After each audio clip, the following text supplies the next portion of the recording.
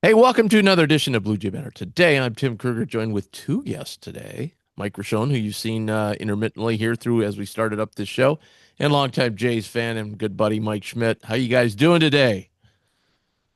Doing great, Tim. Good to be here. All right, we have two mics, so that's going to be interesting. Um, all right. Anyway, so thanks for joining us. Hit that subscribe and like button. We're really growing as each show goes along. It's growing and growing and growing. We can't thank you enough. So keep passing the word around. Hit that subscribe and like button. It helps us out a ton. Also, want to thank our sponsor, Infusion Brewing Company.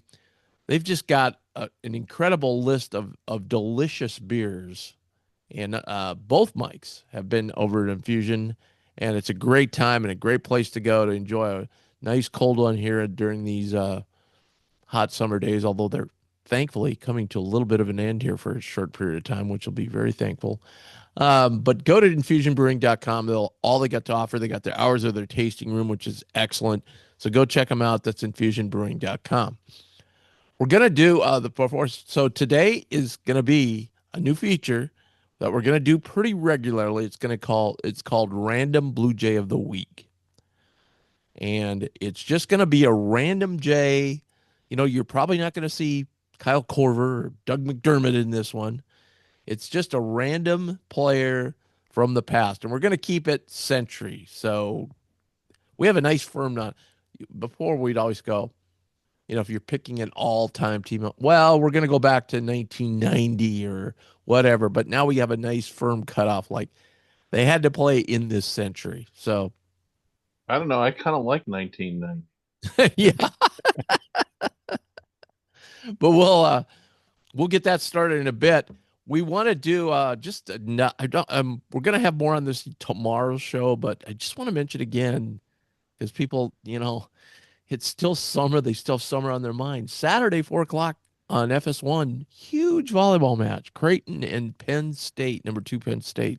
So we're on national TV right off the get-go in Brian Rosen's first game. So check it out on Saturday. We have I've always been very good, I can't remember everything perfectly. And you're doing a show and you're not fact checking yourself as you're doing it. I've always been good about making corrections to myself mostly, but to other people. Yesterday's show, so we're going over the all quarter century team. There was two names. Uh, Both mics had it immediately after the show was over. The guy we're thinking of for, I guess they were still Southwest Missouri State at the time, weren't they? I think Oh so. yeah. Yeah, guy was Blake Ahern. That was the guy. He was a big time shooter, big time shooter. And then the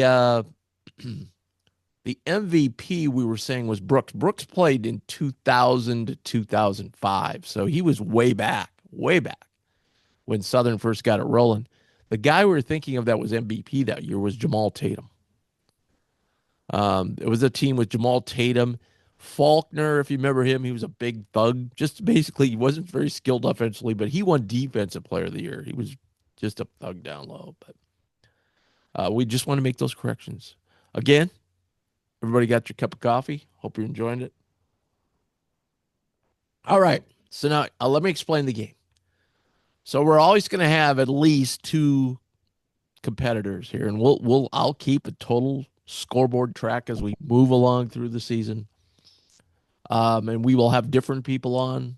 If you want to be a participant in this, there are two things. One, you got to send us an email, bluejbanner@gmail.com. Two, you have to be willing to come on camera. All right. Because that's the way the medium is. Sorry. And so if you want to, you think you want to take a shot at this, send us an email. We'll get you on one of the future shows. Uh, how this works is I'm going to read 10 clues. They're going to successfully give you more information as they go along. Nobody's going to get it on the first clue, but you kind of got to take all these, put them together, figure out who this random J is. Can be anywhere from 2000 to 2025. It's just a random J, most likely a player. Everybody, when they hear the name, will go, "Oh yeah," that followed the Jays will go, "Oh yeah," but probably not. Again, like I said, Doug McDermott, Kyle Korver, Ryan Kalkbrenner. Okay, so I'm going to give the clues. When you guys get two shots. So you can, hey, I think I got it. You give the answer, it's wrong. No problem. You can keep going. If you give the second wrong answer, then you're out of the game and your competitor can wait and listen to all the rest of the clues and most likely is going to get it at the end. So the first shot, hey, take it because you want to beat your competitor to it and um we'll get this completed and then maybe we'll talk about the player a little bit. All right, so here we go. Clue number 1. He's from Texas. Oh, by the way, I should mention the competitors cannot use their phones, internet in any such way. You can write down clues though if you want to, just to keep them in your mind. Clue number 1, he's from Texas. No guesses? Okay, we'll move on. Number 2, this player played junior college basketball. Ooh. Justin Carter.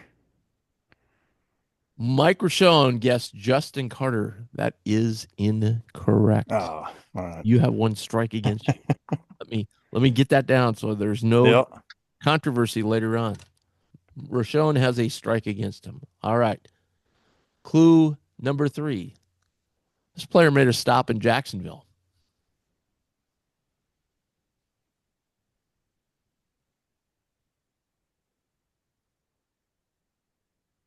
Clue number 4. This player played 72 games and scored 418 points.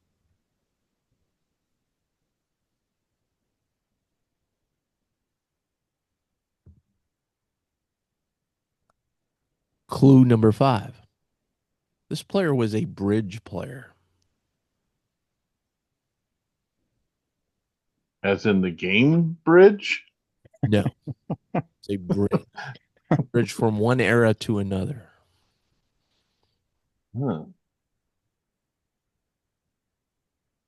Oh, Clue I don't want to use my last I guess. know. I'm, well, let's move on. Clue number 6. I'm sure this clue will not help you at all, but it's a very strange fact. To my memory, this player was the only player to be on our radio show version of the post-game show live.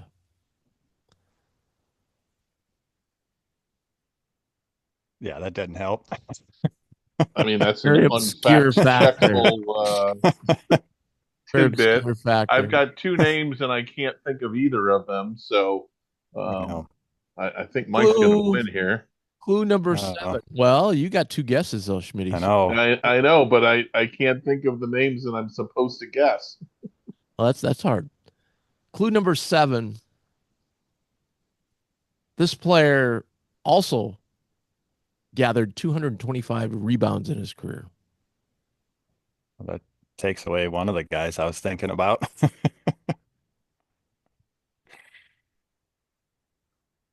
I, I, All right. I know who. Clue number 8. Early on, we said this player played 72 games. In an oddity, his teammate by the name of Wayne Reynolds played 73 games. Well, that was one of the names I was trying to remember. Oh, I guess I could probably just Oh, guess and see if. Ashford. Yeah, that's Mike Daryl got it. Ashford. Schmitty got it. Daryl Ashford is correct. Oh, Yeah. The last 2 you would have nailed it. I was going to say, as a senior, he had a freshman teammate named Doug McDermott. And then the last one was he wore number 24. Daryl Ashford. yeah. No, Runnels and Ashford are joined at the hip in my mind, and I They couldn't are. think of They are. either of them. That's, yeah. So I thought that clue would probably give it away. But I just thought it was odd that they almost both played the exact same number of games. Well, they were kind of similar players, if I Yeah, remember. Reynolds was a bigger dude, though. He Yeah. was, Yeah, he was more yeah. stocky. Ashford was more of a slasher. Like he was about 6'4". Reynolds was probably 6'6". Actually, you remember the year? Um, it wasn't the last year because that was Mac's first year when Reynolds and Ashford were on the team. But if you remember the year before we didn't have any big guys, or we had one big guy, and that guy got foul trouble. You remember Runnels actually played center Oh some yeah. time Oh yeah. at No, well, six this six. was the um, DA era that we've all kind of repressed after Arkansas, where things weren't great. They were okay, but they weren't great. Yeah, that would have been their junior year. Would have been P. Allen's last year here because that's the year he got suspended.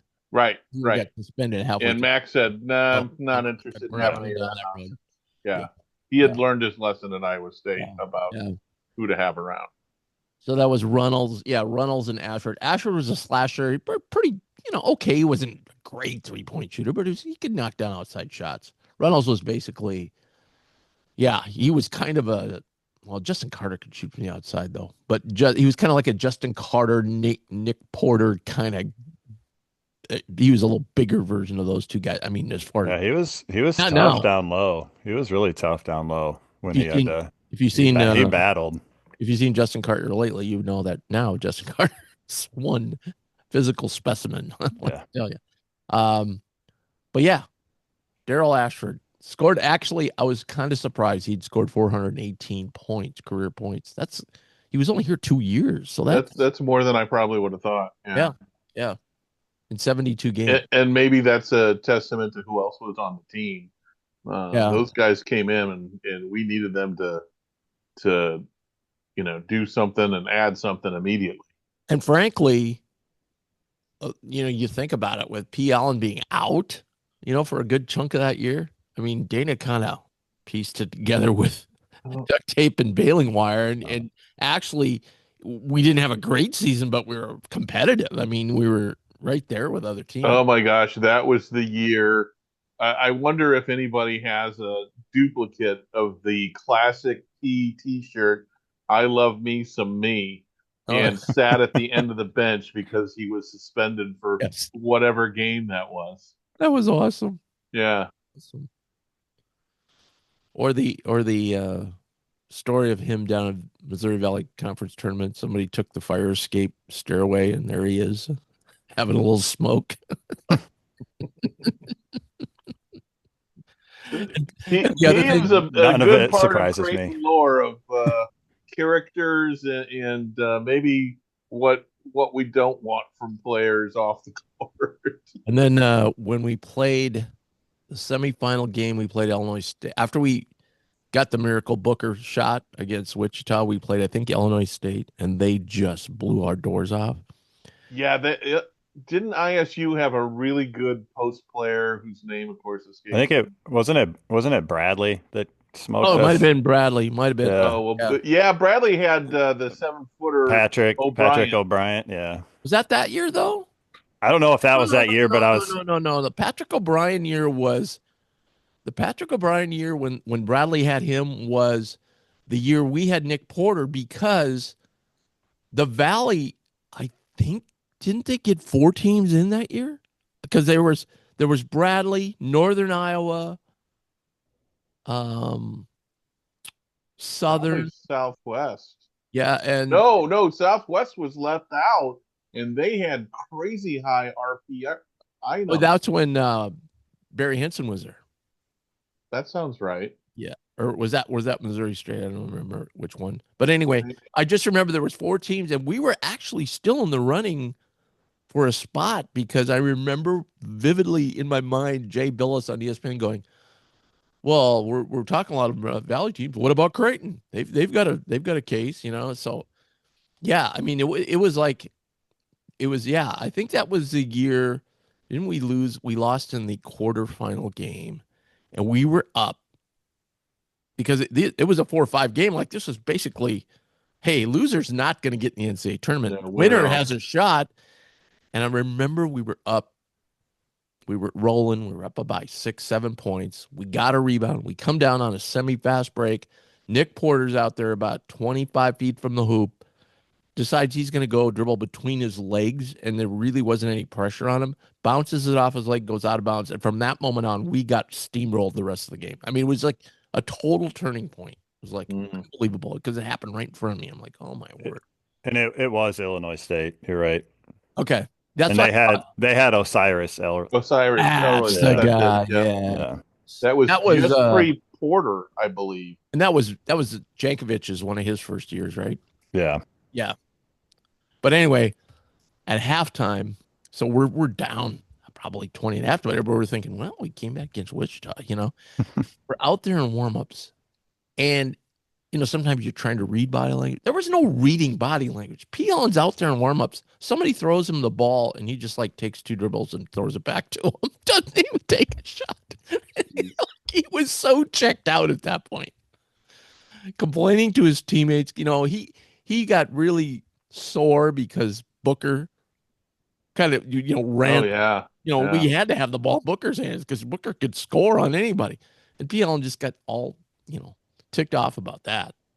That's one of the oddest parent, like how Dana survived uh the P era with all the shenanigans. It's Yeah. it's it's not what you think of when you think of a Dana Altman player. Um, you know, but definitely a character. And I remember going to the very first media day, Missouri Valley Media Day, when it was Mac's first year, right? And back in the day, it's just those days were so great because guys would go, "Oh, Tim!" Head coaches would come up to me, "Hey, Tim, how's it going?" It was just great. It was awesome. Marty and Ben Jacobson. But anyway, I'm interviewing Lowry, and I remember Lowry saying, he's talking about the team he's got come back. He goes, "But you never know. Like Peel and Stinnett." He goes, "If you told me today, back when he came into the league, that he was not going to make the NBA and not even finish his time at Creighton, I would have told you you're nuts." I mean, that's how highly, he made a big splash his freshman year. Oh, that And first he game kind of had against an NBA. DePaul may have set the bar. Yeah, he kind of had NBA, the kind of player the NBA looks for, that Yeah. lanky guy that can slash to the hole and so forth. Yeah. I still Well, and remember that that NIT game against Kentucky where he locked down Jody Meeks that entire game, and Yes. we were like, where has this defense been his entire career? God, that was a crazy game. That was awesome. Yeah. We dominated that game the whole, well, not dominated, but Yeah. we were in control the whole way. That was a tornado game. There was a tornado warning right before the game. Yep. Yeah. But that place there was no beer because it was an Right. NCAA event, so you couldn't have beer. That place was packed. It was so loud. And I know everybody said, well, people say people just go to the Creighton games for beer. That proved it wrong because Kentucky was in there, and that was Gillespie was their coach, who was about ready to get run out of town. Right. And then he comes into the press conference, goes, "Yeah, it's a really good crowd and stuff, and it's a good crowd." I'm thinking, wow, we gotta Right. we gotta get into the big time if this was Right. just a good crowd, because it was crazy in there. And then Booker had it was a perfect angle for where my seats were. Booker had that shot in the corner that looked so good to win the game, and it just Yeah. rattled out. Oh yeah, but Meeks was a load. Oh Yeah. man, oh yeah. he They had, single they handedly had won that game for him. they had Patrick Patterson, right? Wasn't he their Yes, big guy? yes, I mean, they had some just talent. It wasn't like oh yeah. The fact they unfortunately were in the NIT was Yeah. ridiculous. they had Gillespie as a coach. Right? Yeah, so it was like, and at that point, everybody's thinking, well, maybe this is our path to get really good teams to come here, go to the NIT. Right.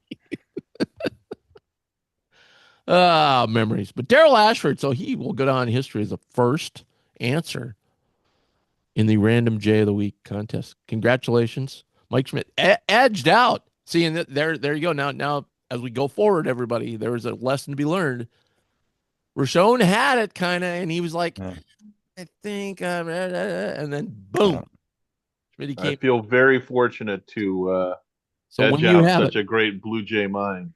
you have it. We're gonna have to clarify. Like you need to say I got it or something rather than go, oh well, and kind of talking, and then the other guy doesn't want to talk, and then so anyway, we'll refine as we move forward. All right, well that's it for today. Great contest, guys. Like you said, if you want to join us in this contest, send us an email, bluejbanner@gmail.com. We'll get you on future shows. Hey, Hey Tim, real quick. I wanted to just give a real quick like thoughts and prayers to the basketball community with the loss, with the tragic passing of Dang Mayer of going to be playing at Omaha this year, but was at North Dakota last year. Everything I heard was how great of a kid he was, and I mean, just an awful, awful accident to happen. So, just wanted to give a thoughts and prayers to the basketball community. Thanks for doing that, Mike. Really appreciate that. Yeah, absolutely. Echo those thoughts. Absolutely. It was just a tragedy. And sports, people kind of, some people just don't get into sports and so forth, but sports is such a microcosm of life, Right.